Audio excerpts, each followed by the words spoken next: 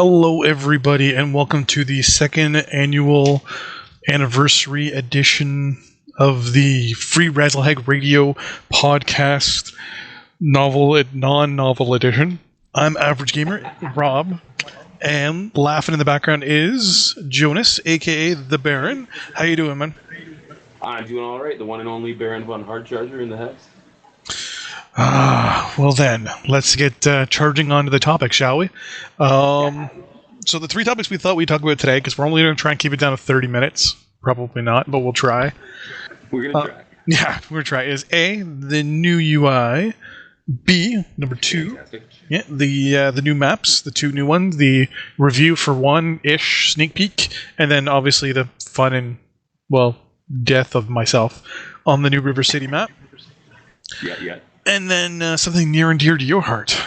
Battletech game / The Unseen, which reminds me I need to tell you something about that. Because we're going to start with that, because I just remembered something.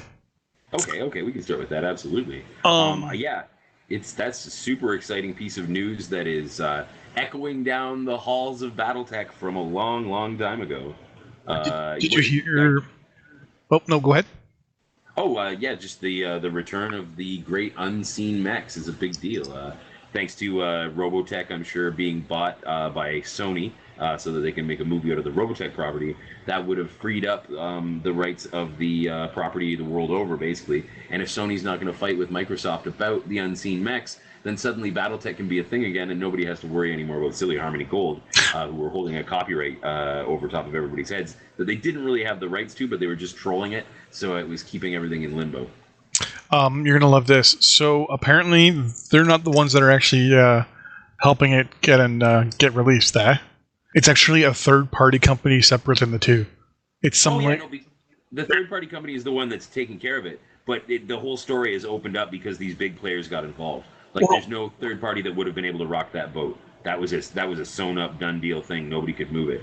Something happened in the background that we're not seeing that changed it. Yeah, apparently there's this third-party company now that's making 3D models with 3D printers, and they were at they've been at a couple conventions over the last year, and they kept showing the mechs and putting them in posters and saying, these are Battletech mechs, these are them, we are selling them, we're 3D printing them to order, blah blah blah.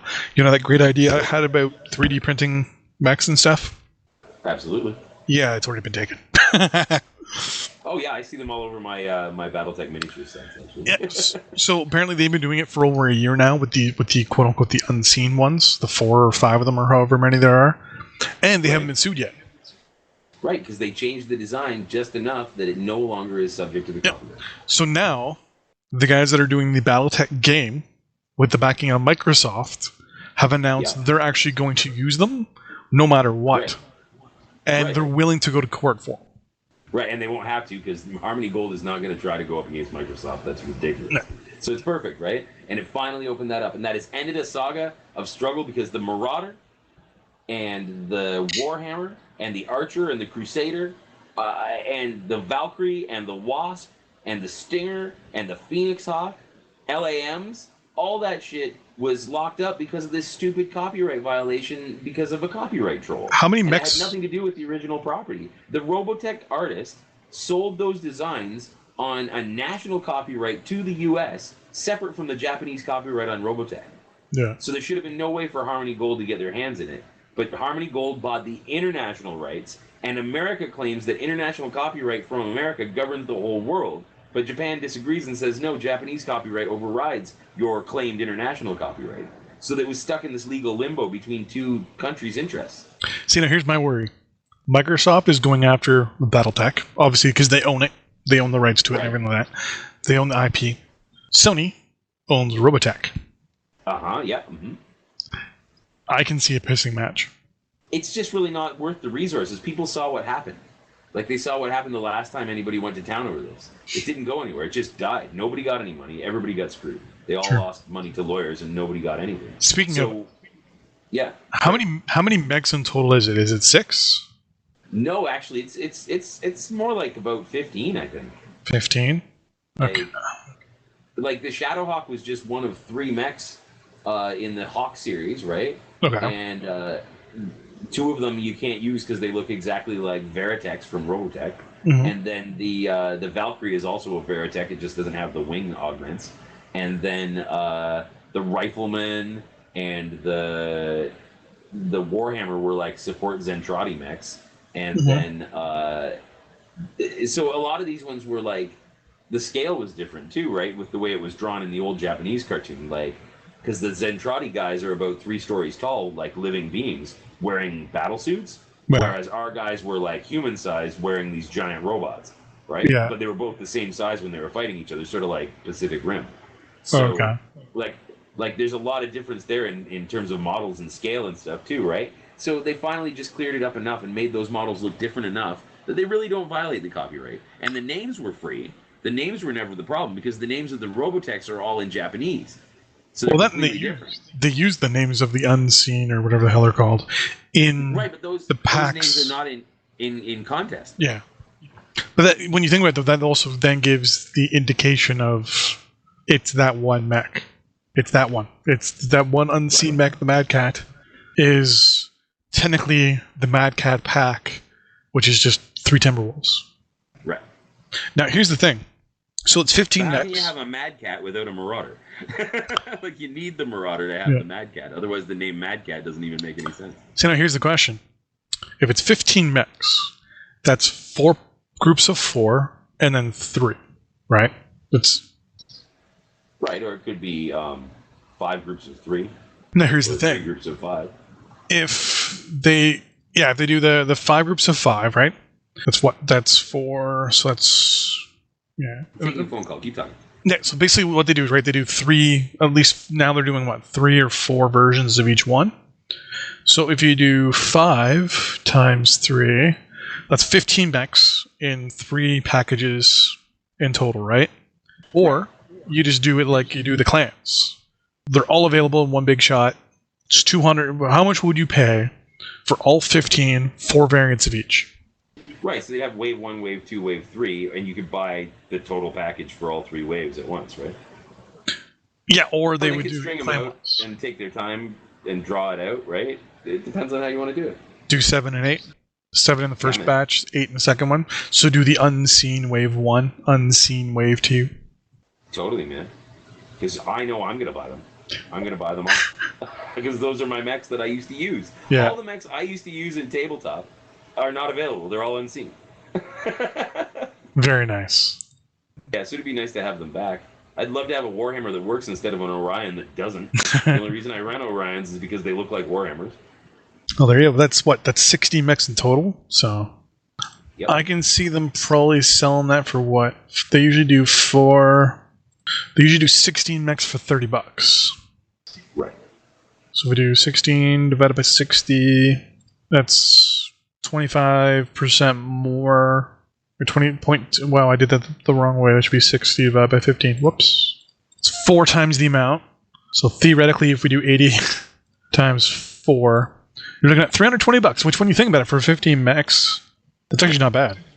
That's about right. Yeah.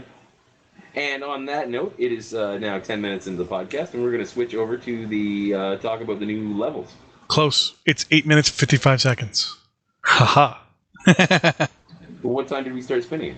9 minutes 2 seconds. 9 minutes 3, 4, 5. I got a little big counter on my screen because as it's recording, it's actually timing it. Right. But yeah, I figured with $300 wouldn't be bad for all of them, right? Right. I mean, it's one of those things where it's, I probably wouldn't spend that much on it. Well, short term. Right. But, long term, right? I mean, I want them to get the scale right first, because, I don't know. Something about the size of some of these guys just doesn't, I don't know. 100-ton mech, and then you look at an 80-ton mech standing right beside. They look the exact same size, and you're looking at them going, well, why is the medium that's beside it that's like half its size the same height and almost the same width? I don't know. Yeah, no, the scaling on a lot of those guys has to be fixed. The Nova in particular really needs a scaling pass. Also, weapon geometry is, like, every time they make a pass, it changes it overall. I swear, the big guns need to be bigger. Yeah. The small guns need to be the same size. And for Christ's sake, they got to decide how big an autocannon 5 is. I mean, a UAC-5 should have the same size barrels as an autocannon 5. True. So, why does a UAC-5 have smaller barrels than an autocannon 2? Who knows, man? It all comes down to also like design, right? Which reminds me, did you know that they're sharing the 3D models from that PGI is sharing them with the new BattleTech game? Oh yeah, they've actually always had them free for anybody to use. You just weren't allowed to call them anything. You were allowed to print them. You were allowed to do whatever you want. Well, no, they're actually able to sell them. They're actually getting they had them meshes given away for free. No, they're actually because Microsoft owns everything PGI does, right? Right, but they made those designs public domain, so those guys have the rights to use them. Yeah, but weren't given it specifically. Oh no, I mean they're giving like even like the textures, everything. Oh, all that too. Okay, everything's going over to the new game as well because what they want to do is they want a continuity between both games. That's what's been missing for years, right? Yeah. There was all this like every time they made a new MechWarrior game, they'd invent these new imaginary mechs that didn't exist to be like super mechs at the end of the game, and it's like no, that's not a thing. Don't do that. And then they even fastened themselves when they went off on the MechWarrior clicks. They just made too many. Like that game could have been a huge success if they'd made less mechs and encouraged people to buy multiple copies of the same ones. You know what I mean? I do. And speaking of new, we have a new map and a preview of a new map. This is true. How is that for a segue? That's fantastic. Good segue. I love your style, man. We've got River City, which is fantastic, and it's our new map that we're running now. We were talking about it last time. We've actually got it now. It's every bit as good as we suspected. It fixes all the problems that they had with all the other maps. You can fight anywhere on the map. You're not funneled to anything. It's a big round board that you can kind of go in from like 6 different locations. But not to interrupt you, it's still mostly fighting around the fucking Citadel. Well, I find it depends on what level of groups you're operating with. Like, I can usually encourage a Lance to go on a flank and come with me and hit them on the side if you take control of the situation. But it's not every game that works. Like sometimes you have to end up going it alone. Yeah, true, very true. Bugs. Yeah. What I like is that if you go into training by yourself and you wait, time actually goes through full 24-hour clock.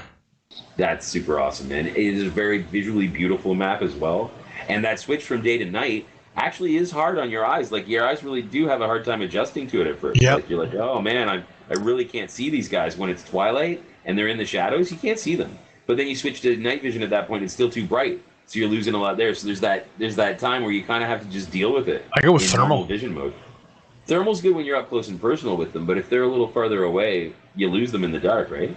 See, what they need is like thermal's good if you're able to look further, and if it was a little bit better, because thermal has very, very far range in realistic terms.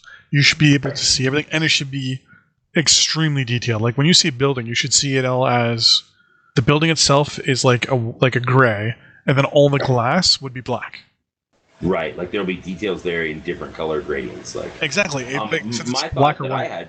My thought that I had for that was not for thermal, but for night vision, was that you should be able to put on a night vision light in one of your energy slots, and it shines an infrared beam that can only be seen under night vision. So like it gives away your location if other guys are using night vision, but if nobody else is, then you can kind of use it to like spot things. So kind of like a tag, but you can only see it through NVG. So basically an actual laser. No, like a light, like a circle that you could point so you can see better where you point it. Yeah. Like it improves your visual acuity in that location. It doesn't do target locks. It just like enhances your visuals inside that little circle where you point it. So kind of like a red light. Yeah, like an infrared light, yeah. No, I mean like in the Army we used to use like red lights. Like an actual red light. Because it doesn't... Right, it highlights more detail, but it doesn't give you away. Yeah, exactly. Totally. It doesn't carry, right? You can't see it from far away. Right. Exactly. That's exactly what I'm talking about. Yeah. That wouldn't be doing it. What I would like, I mean, there's a lot of things when it comes to like, especially River City, now that it goes day, night, day, or whatever, and depending on how long you fight, right? The time cycle.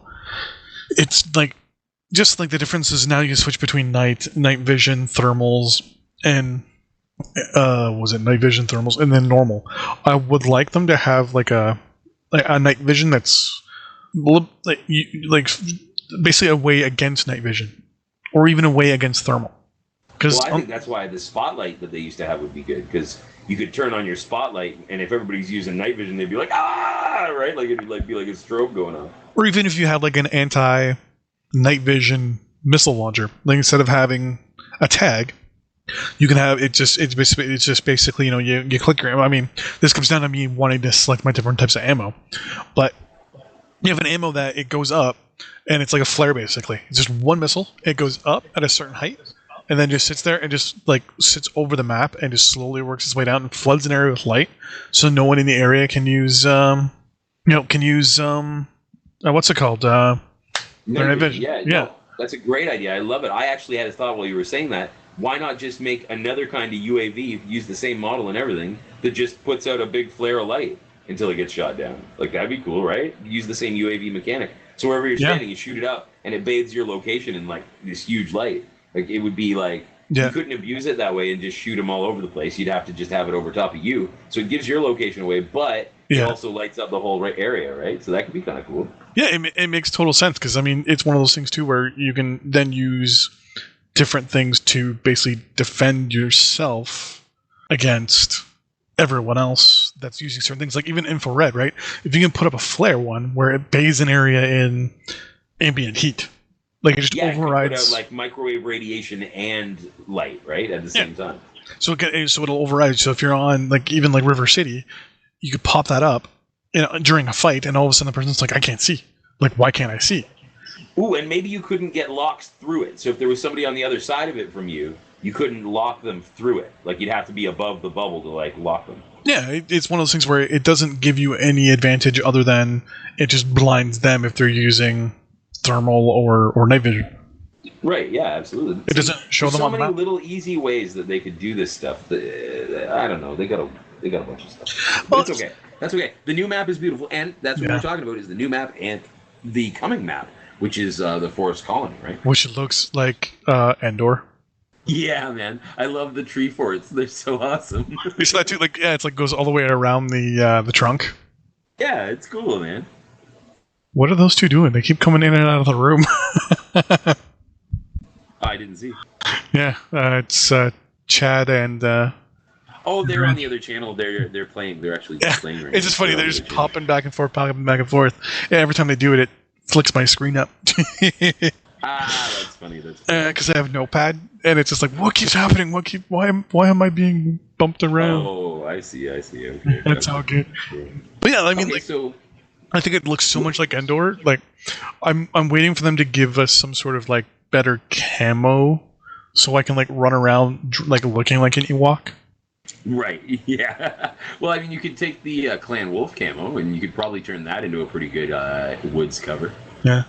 Well, I'm thinking like getting my like. I wish we could do like personal paint jobs on our mech, where you actually can get your mech, grab a paintbrush, and just fucking paint on it. That would be pretty cool, man. I'm hoping when they finally get the decal system worked out, you'll be able to like just slap your decals wherever you want and allow it to customize a little bit, right? True, yeah. It's one of those things where it's, I kind of wish I could personalize them more, but it's, I don't know, it feels like they're working on the maps, and you're sitting there looking and going, the maps look so beautiful. It looks so amazing. It's just, but then you look at something like I went from River City to one match to Forest Colony now. And it was just kind of like, okay, so this is a little small for all 12 of us. And everyone meets in the usual spot. Pure slugfest, what have you. Then we go to HPG, and I'm like, this is the most boringest map ever. Really? I love HPG. It's my favorite, man. I have I think I have my enforcers, because I was doing like an XP grind thing with them. Yeah, I think it's a great map for anybody with an autocannon, man. You get to come around the corner and whack that guy with a big autocannon blast in the face. I love it. I don't know. It's just because it's so open, I guess. Yeah, fair enough. Gotta play pretty careful. No. Then I can hear noises. Like, my mech makes noises. It's not supposed to make noises. We're in space. Right, it makes weird sounds that you can hear inside the cockpit, but it doesn't make sounds outside the cockpit until you get hit, right? It's so strange. It's just like, it's not supposed to, like, even then, it's not supposed to make noise. You're like, no. And I don't know. Well, no, if there's an air bubble inside the ship and somebody bangs on the outside of it, you're going to hear it. True. The only thing I'm trying to figure out is what is the point on the maps? They tell us, I understand the temperature because that's important to us, obviously, but the gravity. Right. The gravity doesn't do anything. It's the same on every map. Well, see, back in the day, on the old Mech Warriors, gravity was a factor. And there were some maps where you were in 0G, and you had to be super careful that you didn't bounce yourself off the map.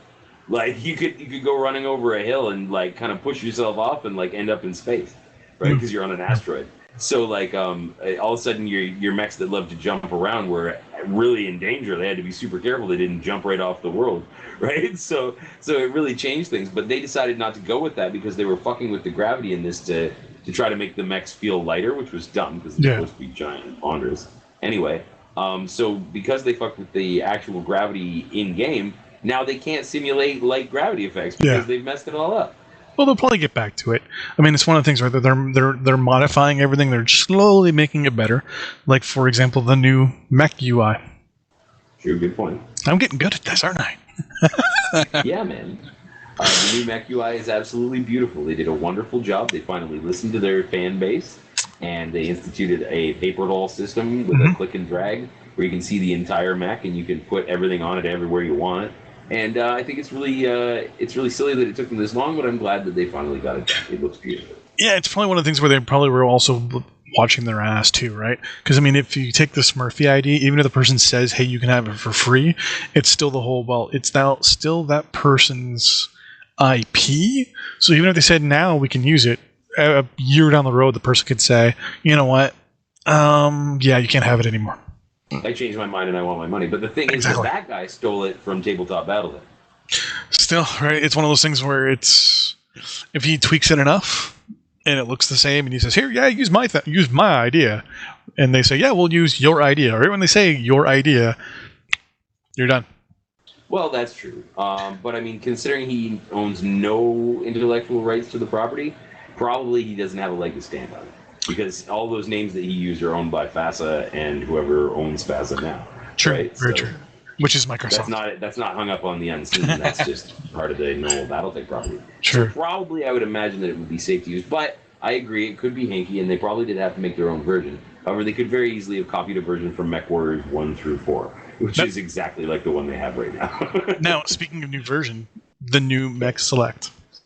Oh, so pretty. When you save your mechs now, the portraits actually show the changes, so you can see the difference between the guys. I used to hate seeing a row of army green dudes that all looked exactly the same except for these very minor changes to their hardpoints. So it was like, this is dumb. If you want need those pictures. If you want to feel your heart skip a beat, go into faction, like go into Community Warfare tab, click on a planet, and look at your 4 mechs. All right, 1 second. Moving up. You'll actually see it, and your heart will literally skip a beat. You'll see it, and you'll just be like, oh. Like for me, I've got my Thunderbolt, my Champion Thunderbolt, my Grasshopper. Or no, actually, no, sorry, I got my Hunchback, my Catapult, my Thunderbolt, and my Raven. Right now as my drop deck. All 4 of them are in my Razzlehaig Canadian Defensive Pattern colors. Nice.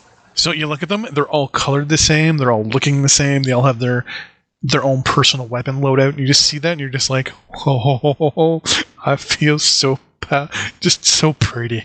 So pretty. I know it, man. I wish I could convince our team to all run the same colors, man. That would be super awesome. But everyone's like, I want to spend $5 on fucking paint, dude. You know, like, oh man, well, but it looks so cool when you roll over the hill and you all got the same colors on. Everybody like runs in terror. They know they're in trouble. Well, there's 3 of us at least that can do that, right? You, myself, and Mitch, right? Because he has the resistance pack. Oh my god, it totally is broken. That's hilarious. Have you seen the map yet? It's like up and to the left, back and to the left, back and to the left. So funny. Back and to the left. Yeah, it looks like there's a total of about 100 people playing Community Warfare right now. Well, yeah, it's a slow time right now. It won't pick up for like another hour or 2. It's at what? Like 5 hours left? 6 hours left? Plus this protest that you were discussing. Yeah, it's the big groups. Though I will admit, since the big groups are out, the little people like myself are playing more. And it's actually being turned... It's just pure brawling now. Like, everyone just goes near Omega and just brawls the shit out of each other. You know what? There's a lot more brawling now, especially if you go to the European server, man. The European server, they love to get in and mix it up, man. They don't like to screw around with the sniping at range. That's not their bag. Well, the way they've set up the new defense for the generators in Community Warfare, all 3 of them are at Omega anyways. So you're the 12 of you just sit there. Everyone always goes to Omega and just stands there and waits. Cool.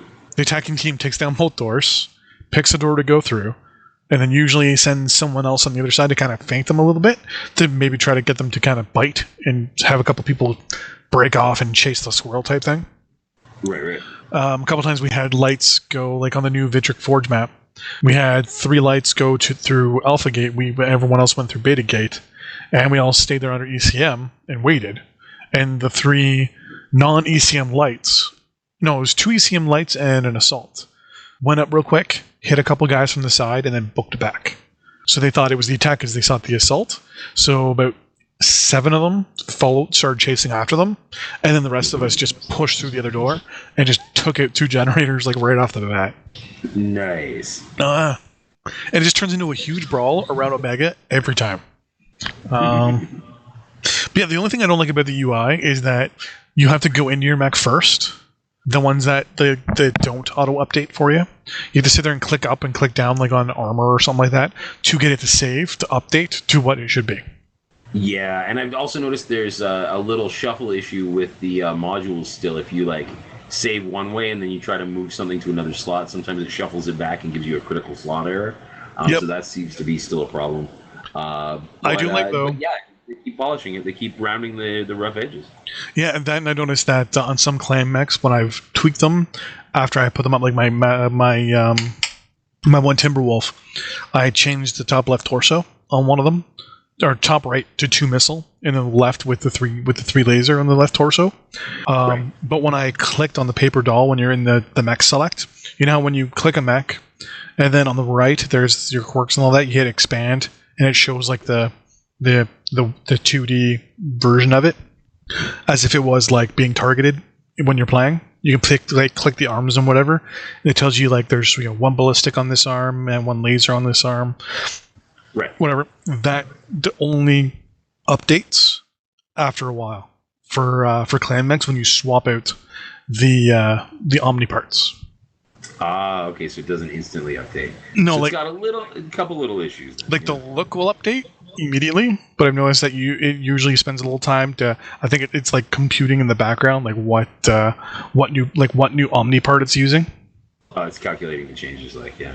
Fair enough. I like how when you click.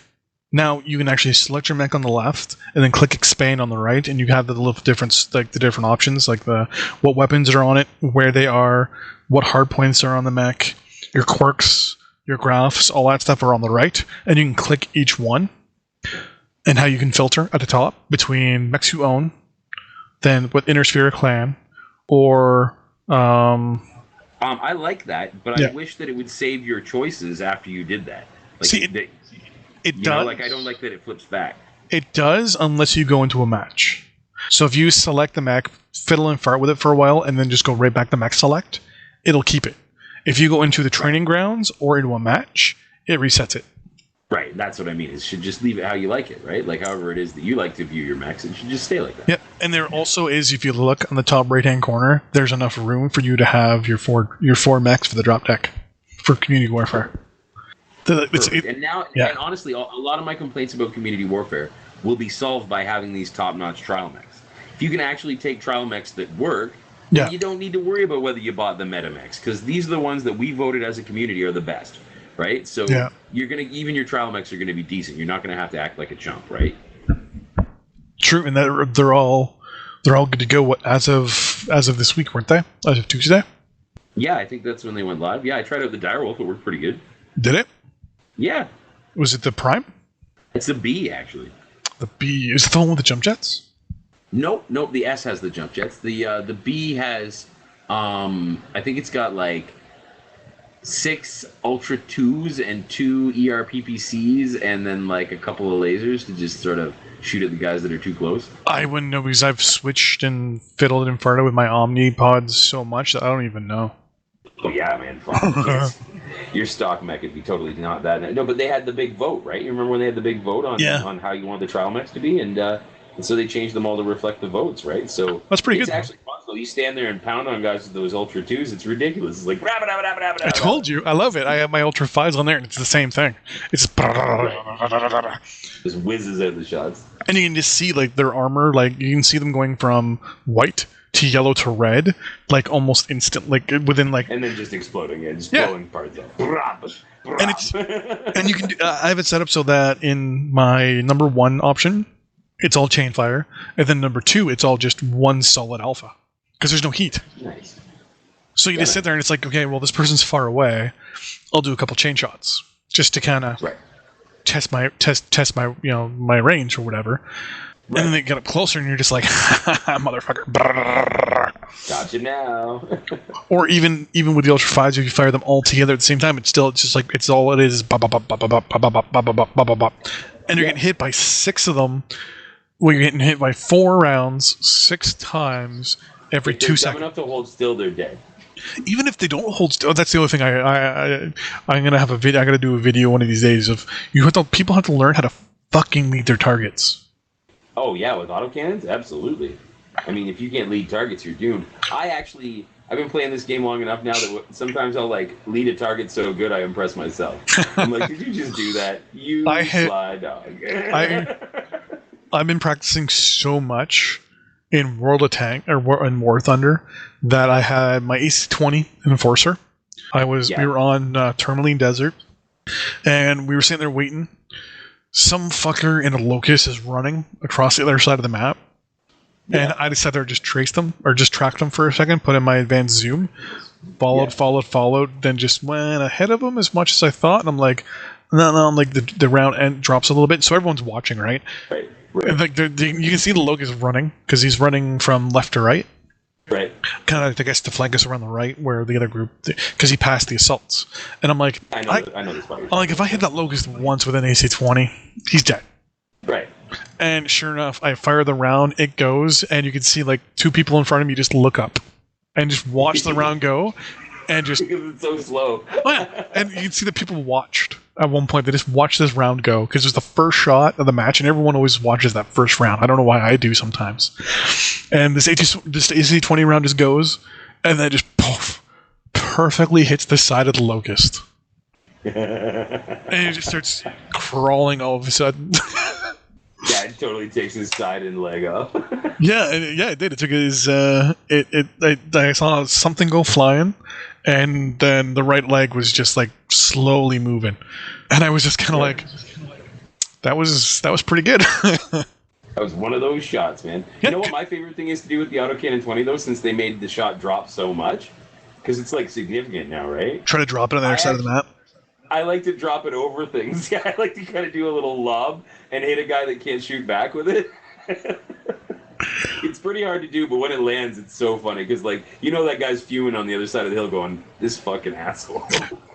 Well, I did the 4 Ultra 20 on my Direwolf the one day. Oh Lord! And yeah, it's just you do one full round. Your heat gets up to like 60, and then you sit back and you wait, right, till it drops down to 40, and then you just do it again. Well, I heard somebody saying that the dual Ultra 20 Warhawk was an amazing build, to the point that I might even want to get a Warhawk to try it myself, even though I'm not clan. Oh. Well, it's just one of those things. I like to move fast, I like to have lots of armor, and I like autocannons. So if you're telling me that there's a guy that wants to run 2 Ultra 20 autocannons and nothing else, that kind of sounds kind of good to me. It's like a king crab, right? Only fast. And it's Ultra 20s, which means it's like it's bum bum bum bum bum bum bum bum bum. Yeah, man. It's like my Ultra 20 on my Timberwolf. No one fucking expects it. Everyone expects it for a regular 20, but not an Ultra 20. It's like they weigh the same amount. That's true. So everyone sees the regular 20, and everyone sees the 20 on the arm, right? Now, do regular clan autocannons shoot a single shot now, or do they still shoot multiple shots? Regular autocannons shoot 1. Ultra shoots anywhere from 3 to 5. Right. So the regular clan autocannons now do have a purpose, finally. Originally, they shot the same way as Ultras, so they didn't really have any difference. Only you couldn't double tap. You know what? I haven't used regular autocannons for clans in a while. I've used like all Ultras. So I know LBs all shoot a single shot of pellets, but I don't know about the regular autocannons. But I did see somebody run a video where it looked like it was shooting single shots. So I'm not sure. I'd have to go back. And I think the regular autocannon shoots 1 round, but you can click it faster, and it has a higher chance of jamming. There's no chance of jamming on regular autocannons. No, I think I've had one or two. Only on Ultras. Oh. No, the regulars don't. Only Ultras. I wonder if it's like a percentage chance then for maybe clans where you can fire off a round and you have like a 1 in X percentage of it firing again if you click at it in like the right moment. Oh, yeah, sometimes it'll glitch and it'll fire like twice really fast in succession for no apparent reason, but that's just a glitch. No, that's not part of the game. It fucks up sometimes. When you're spamming that button like crazy, it'll do like, but and you're like, how did it do that? It's not supposed to do that, right? Like, but I love putting that Ultra 20 on that Timberwolf though. That just scares the shit out of people. See, now the thing with the non-ultras, like I said, is when you stack them, like if you put 3 2s on a Battle Master, right? Yeah. You can get them so that they do that super fast shot, the chainsaw, right? Yeah. Which is pretty fun. But ultras don't do the chainsaw because you lose your double tap when you put it on chainfire, right? So you can only do that with regular autocannons. That's why I was curious for clan regular autocannons, because you could probably stack a lot more of them than you could the Intersphere ones, because they're a lot lighter, right? Well, and most of them, like, I have to admit, one thing I really like about clans is just how many slots some of this shit takes up, and just how much the weight is. Like an SRM 6, everything way better. Yeah, an SRM 6 in Intersphere is like 7 tons. It takes up like 4 or 5 slots. Well, it's 3 tons. And it takes up 3 slots. And if you get Artemis, it's 4 tons and takes up 4 slots. Oh, yeah, that's what I was thinking. Okay, I just had the two mixed up. Okay, so it's 4 slots, 4 tons. We'll go with Artemis. So 4 tons, 4 slots. So no ammo. You're already sitting at a deficit because the clan 6. It's 1.5 to 3. It's 1.5 to 2. 2 with Artemis, and it takes up 1 slot. Right. And the missiles are faster, and they cluster better. Or you can get streaks, and you can like get up to SRM 6 streaks, which is crazy. Yeah. But they do take a long time to cycle back. They do. That's the thing. I had a streak wall of, because I was playing with my Splat Wolf, and I'm like, what if I put 6 streaks on there? Then I realized like half the maps or matches, the streaks end up becoming useless because either someone's too far away, or they're close up, and you're running around so much the streaks can't match their speed and they can out-turn them or whatever, or they have ECM coverage, and you're just sitting there like, okay, well I have now 12 tons of uselessness on my shoulders. Yeah, if you're going to run streaks, a streak build requires a Beagle probe and a tag. You have to have both those things so that you can override the enemy's defenses, right? Or even if you can fit a narc launcher on there, even better. Or even a counter ECM on there too. That's what they need. They need a counter. Like I'm waiting for the rolls, right? One of the things they're talking about coming up in the next little bit are the rolls. So actually, I have an idea. Since we're running at about 38 minutes now. Yeah, we're ready. We're each going to say one thing we're looking forward to next month. Ooh, in the next month. In the next month. Okay. So I'll let you go first. What are you looking forward to next month, and why? Well, next month in MechWarrior Online, I am looking forward to the drop of the new Resistance Pack mechs. Are they not coming next month? Yes, they are. Yes, so that will be a really nice new addition. I'm not a laser boat fan, but I am keen on seeing these guys operate. With that should come the unlock for MC of those new hero mechs as well. So I've been giving an eye to that Thunderbolt Top Dog. I don't see a lot of them on the battlefield, though, so I'm not really sure if I'm going to go that way. But yeah, very excited about those changes coming up. Very nice. I'm looking forward to Endor. Yes, absolutely. The Forest Colony as well. Oh, yeah. Oh, that, and obviously the fact that I'm getting 8 mechs next month. Right, you'll get all those ones that I was just talking about. Well, I don't get that. That'll be cool to see them running. We get 2 of them in September, and then we get 2 of them in November. Right, standard PGI procedure. Yeah, and then I think I'm also getting 2 in October from Origins, and then 2 in January and 2 in December. Oh, wow. Awesome. I think that's the way it's going, or it's 2, it's either September, November, December, February. Can't remember what it was. Cool, man. I'm just looking that was a fun podcast, brother. That was really good. Yes, sir, it was. Well, thanks for listening, everybody. Thank you, sir, for joining me this evening. Always a pleasure. Oh, yes. And don't forget, everyone, if you're listening to this on YouTube, don't forget to like and subscribe to the channel. We have some ideas for... out a lot, guys. Yes, very, very much, actually. Also knows that that way we also know we're doing things right and good. We do have a sneak side thing that we may or may not be working on. I don't know how to word this. Yes. Well, it would be an interesting addition to the realm of BattleTech lore if we can accomplish the thing that we're setting out to do. Yes. And hopefully within the next month we'll have something to show people. Yes, it's going to be like a machinima-esque, we'll say. Yeah, it has a machinima aspect. Yep. So we might put out a call for people. We don't know yet. We're going to talk to a few people and see what we can do. Because, we're... Once we stage things, we'll have a better idea of how many people we actually need, so that we can see if we have to go outside of our unit or whether we can just use the guys in the 421st. Yeah, I have a stinking suspicion we could stay internally for the first little bit, and then we'll probably have to go externally after. It just depends on the scenes that we're shooting. Yeah. So anyways, thanks for listening, everybody. Don't forget to like and subscribe to the channel, as well as watch for future videos. I'm trying to talk my buddy here into joining me for additional live streams in Minecraft. Cross promotion. Oh yeah, it's a beautiful thing. Oh yeah. There's also going to be additional live streams over the next little bit for because I got to do this obviously for written in stuff here. I got so much crap written on my desk right now. It's not funny.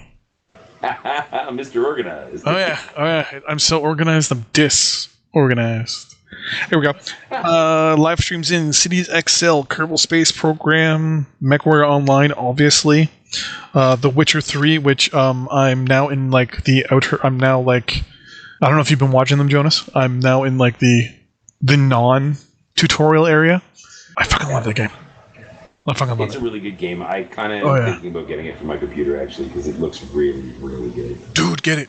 I don't know if there is multiplayer or not. I don't think there is. No, I think it's just a solo game. But, I mean, I love Fable, and it reminds me a lot of Fable, I gotta be honest.